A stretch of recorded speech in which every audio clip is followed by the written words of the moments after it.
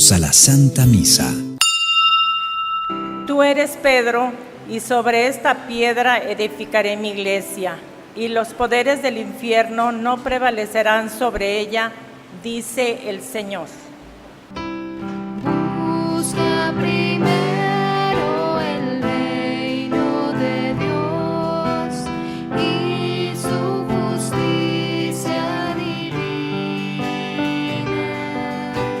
Por añadidura lo demás se te dará. Aleluya,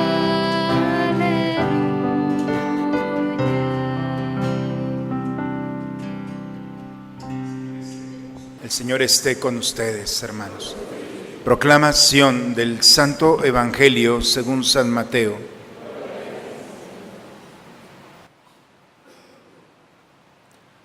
En aquel tiempo, cuando llegó Jesús a la región de Cesarea de Filipo, hizo esta pregunta a sus discípulos: ¿quién dice la gente que es el Hijo del Hombre? Ellos le respondieron: unos dicen que eres Juan el Bautista, otros que Elías, otros que Jeremías o alguno de los profetas. Luego les preguntó: ¿y ustedes quién dicen que soy yo? Simón Pedro tomó la palabra y le dijo: tú eres el Mesías, el Hijo de Dios vivo. Jesús le dijo entonces: dichoso tú, Simón, hijo de Juan, porque esto no te lo ha revelado ningún hombre, sino mi Padre que está en los cielos. Y yo te digo a ti que tú eres Pedro, y sobre esta piedra edificaré mi iglesia. Los poderes del infierno no prevalecerán sobre ella. Yo te daré las llaves del reino de los cielos. Todo lo que ates en la tierra quedará atado en el cielo, y todo lo que desates en la tierra quedará desatado en el cielo. Y les ordenó a sus discípulos que no dijeran a nadie que Él era el Mesías. Palabra del Señor.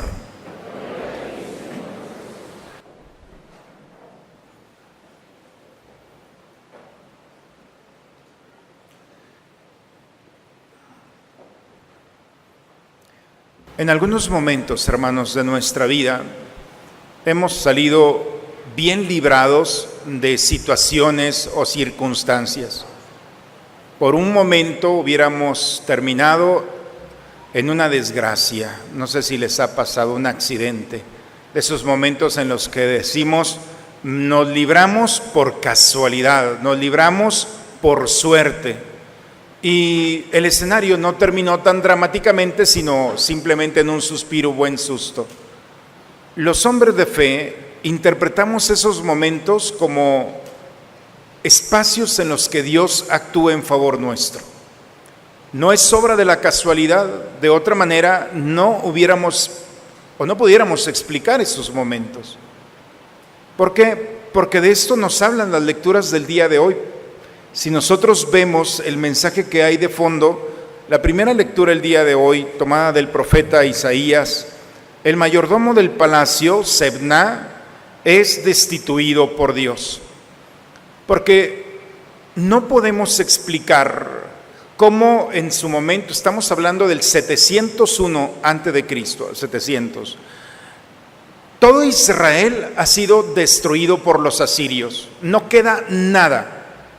La única ciudad que no han tocado es Jerusalén. Y entonces Sebna, el mayordomo, que es el responsable, dice: esto es obra de la casualidad. Y Dios le dice: Sebna, ve a tu alrededor. ¿Cómo puedes explicar como obra de casualidad que los asirios no han tocado las murallas de Jerusalén? No es obra de la casualidad. La casualidad no existe. Existe para aquel que no cree en Dios. Pero aquellos que creemos en Dios, es una obra, es una acción de Dios. Y entonces este hombre no puede estar al frente de la casa de David. Y por eso es destituido, y Eliacín, el hijo de Hilcías, lo hemos escuchado, le ponen la túnica, le dan las llaves y le dan el poder. Lo que tú abras, nadie lo cerrará. Lo que tú cierres, nadie lo abrirá. Le dan el poder de administrar la casa de David. La historia continúa, hermanos. Eliacín Tan pronto le dieron las llaves, fue un proasirio y vuelve nuevamente a poner su confianza en la casualidad y en los poderes de este mundo y no reconoce a Dios. Esa resistencia del hombre por no reconocer a Dios en su vida. Es mejor para el hombre tener, una razón suficiente que se pueda tocar, que se pueda palpar para poder justificar mis obras. El Evangelio, el día de hoy, Mateo 16, Jesús va caminando con sus discípulos. En algunas otras ocasiones hemos hablado de este pasaje. Jesús se va acercando a Cesarea de Filipo.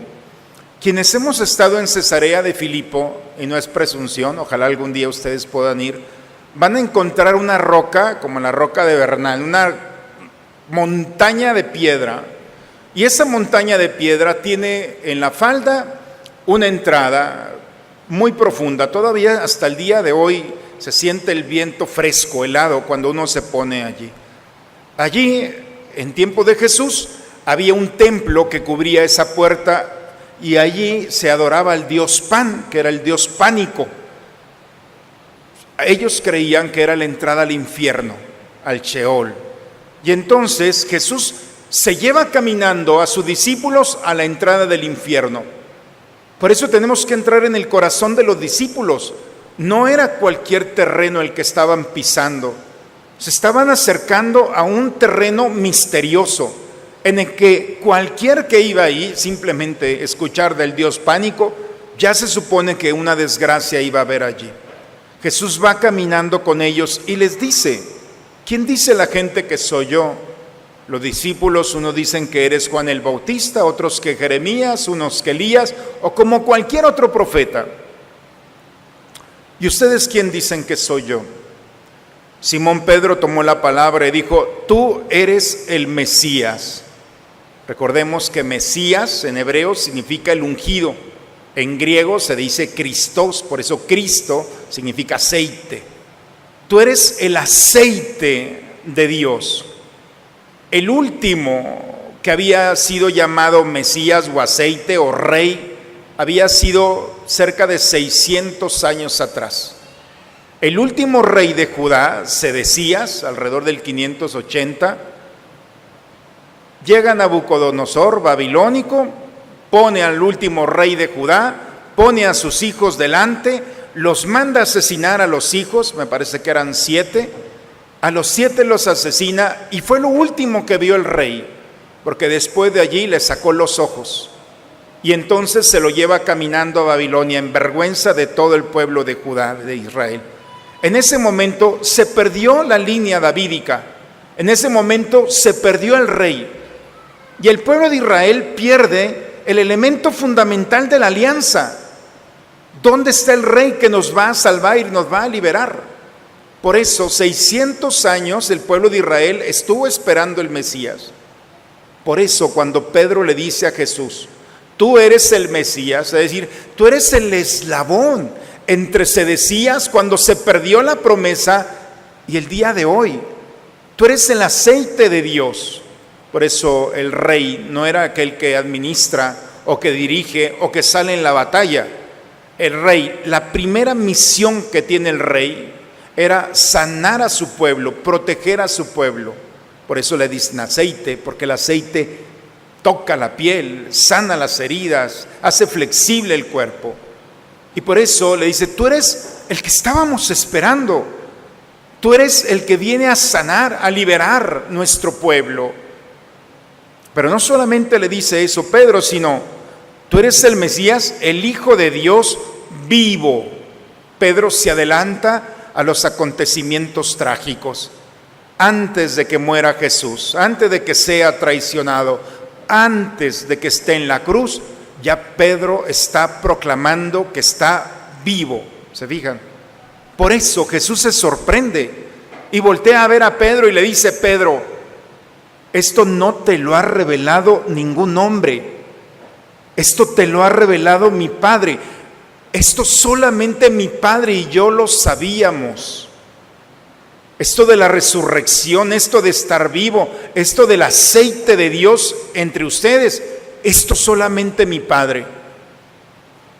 Y entonces Jesús le dice a Pedro, le cambia el nombre, Simón, hijo de Juan, serás Pedro, piedra. En ese momento Jesús inventa un nombre. Antes de Pedro no había Pedros, Jesús inventó ese nombre, tú serás Pedro. Y sobre esta piedra edificaré mi iglesia, no tu iglesia, mi iglesia. Y cuando dice mi iglesia, recuerda lo mismo que la primera lectura. Mi iglesia no es tuya, tienes que interpretar los acontecimientos desde la visión de la fe. Tienes que confiar no en la casualidad, sino en el poder de Dios. Por eso, la autoridad que le da Jesús a Pedro no es de dirigir solamente a la iglesia, no es un poder meramente humano. Lo que le da a Pedro es, tú tienes que ser modelo de confianza. Tú tienes que interpretar los acontecimientos de acuerdo a la fe, no a las realidades meramente humanas. Ese es el reto de Pedro. Porque nosotros podemos interpretar los acontecimientos de este mundo como consecuencia o fruto de alguna decisión. No. Pedro interpreta los acontecimientos y le da: lo que tú ates quedará atado, lo que tú desates quedará desatado en el cielo. Y les ordenó que no dijeran a nadie que él era el Mesías. Si nosotros, hermanos, tomamos estas lecturas, el Señor en este domingo nos invita particularmente a encontrar en la palabra de Dios, primero, un recurso para interpretar nuestra vida. Quienes creemos en Dios no podemos creer en la casualidad. Cada acontecimiento que nosotros vamos viviendo se suma, se teje fácilmente a nuestra historia en un proyecto de salvación. San Agustín dice: si Dios no permitiera cosas buenas de cosas malas, no las permitiría. Así de sencillo. Habrá momentos en la vida en los que nosotros no podamos entender, pero definitivamente el hecho de que no podamos entender no significa que estén fuera del proyecto de Dios para nosotros. Porque aún en los momentos de dificultad tenemos que encontrar cómo el Señor nos sostiene, cómo el Señor ilumina nuestro caminar, cómo el Señor sale a nuestro encuentro para que nosotros podamos reconocerlo como nuestro Mesías. Ese Mesías que viene a sanar nuestra soledad, nuestra angustia, nuestra frustración, nuestro cansancio. Vengan a mí todos los que están cansados y agobiados, que yo los aliviaré. De las palabras más bellas que Jesús nos deja para encontrar en Él el sustento, la fuerza, la razón para seguir caminando. Por eso, hermanos, la lectura del día de hoy es una dosis de esperanza para nosotros, para un pueblo que quizá hemos olvidado reconocer a Cristo como Rey. Hoy la misma pregunta nos hace a nosotros: ¿quién soy yo para ti? Quizá pueda ser un profeta, quizá pueda ser un modelo de vida, pero si nosotros reconocemos a Jesús como el Hijo de Dios, si nosotros lo reconocemos como el Mesías, el esperado, como ese aceite de Dios que viene a tocar, sanar, liberar mi vida, en el que puedo confiar y en el que puedo encontrar el sentido de mi caminar, entonces la segunda lectura del día de hoy puede ser como un anillo al dedo. Todo aquello que vamos viviendo, todo viene de ti, todo es tuyo y todo va hacia ti. Todo lo que pasa es para gloria de Dios, dice bellamente la carta a los Romanos. Por eso, cuando el hombre se detiene un momento y se da cuenta que no falta nada en su vida, que aún en los momentos en los que no encontramos una razón para explicar lo que estamos viviendo, podemos entender que no estamos solos. Y aún en los momentos de dificultad, cuando duele alabar y bendecir a Dios, lo reconocemos como nuestro Mesías. Entonces en esos momentos es donde podemos encontrar el sustento, la fuerza y la razón por la que el Señor, por alguna razón, ha puesto en nosotros el deseo de conocer a Dios, de buscar esa trascendencia, de encontrar en el Señor la razón suficiente para seguir caminando. Por eso, en un buen domingo, pidamos a Dios que esta palabra ilumine nuestro caminar y nos conceda la gracia que hemos venido a buscar en este día juntos, en esta comunidad. En el nombre del Padre, del Hijo y del Espíritu Santo.